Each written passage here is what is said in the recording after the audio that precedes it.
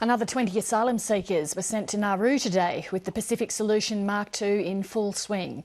There are now altogether 120 people in legal limbo indefinitely, with many unanswered questions about how they'll be processed. 19 have chosen to go home to Sri Lanka rather than stay in that situation. But activists fear the returnees may face persecution, even torture, after they arrive. Political editor Chris Ullman reports.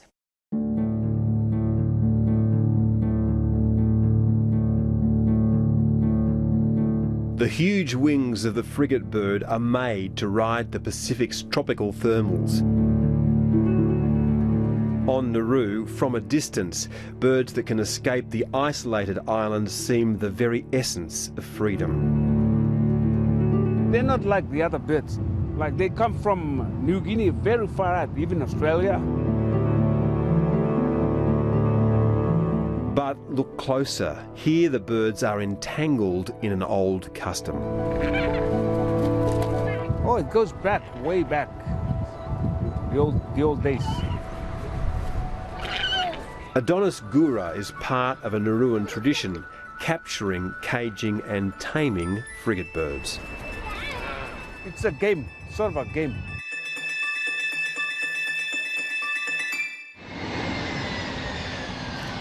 Now there's a new entanglement on Nauru. A tent city has sprung up to house the asylum seekers flying in from Australia. Today, 20 Iranians and 4 Sri Lankans arrived, swelling the number of detainees to 120. All are single men, and 94 of them are Sri Lankans. The majority of the refugees who come to Australia are Tamils, because the Tamils are the ones who are mainly persecuted in Sri Lanka. Of the 10,528 asylum seekers who've arrived in Australian waters since January, 3,621 of them are Sri Lankan, arriving years after the end of that country's civil war. The Sri Lankan government says there's now no reason for the exodus. Sri Lanka is now under one flag with peace prevailing in all corners of the country. Everybody is free to travel around to see people, how the others progress. The Australian government clearly accepts Sri Lanka's assurances that all its citizens are safe. It isn't dispatching Sri Lankans to Nauru because of the weight of arrivals. They're being sent because the government doesn't believe they are genuine refugees and thinks that the threat of years on Nauru will convince some of them to leave.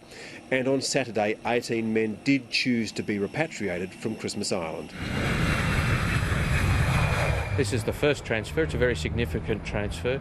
It's a sign that people are obviously weighing up their options and that they have been misled by people smugglers.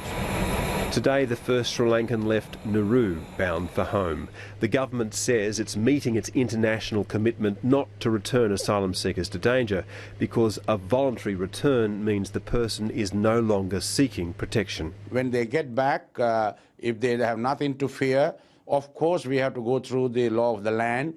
They have left the country illegally. We make the records, question them, and go through the process.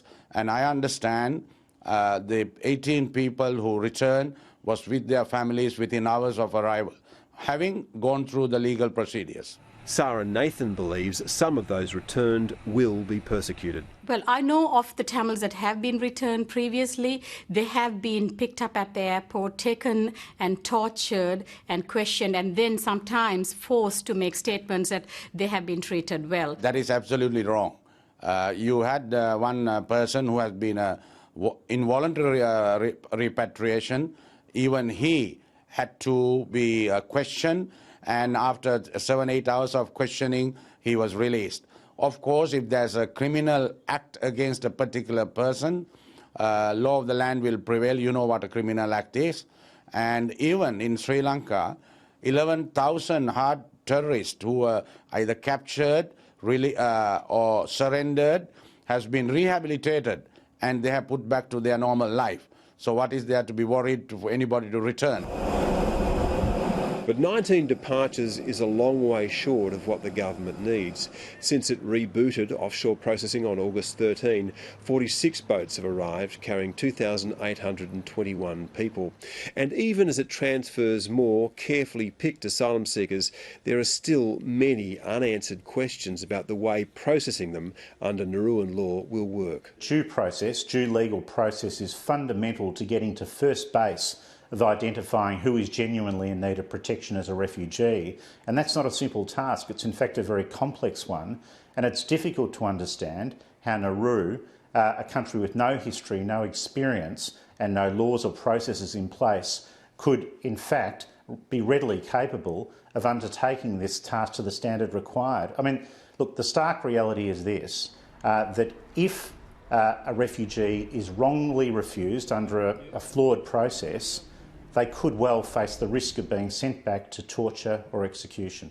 The intention of the government appears to be to remove any possibility that the asylum seekers will be within reach of the Australian legal system. What is clear is that under international law, Australia may try to transfer people to another country for processing, but it can't transfer legal responsibility to those people. So under international law, Australia retains legal responsibility for the fate of people transferred to another place like Nauru or Papua New Guinea. And with no indication as to how long people might be detained on Nauru, even if they're found to be refugees, in the years ahead they will no doubt look up in envy at the one creature that can escape the island at will.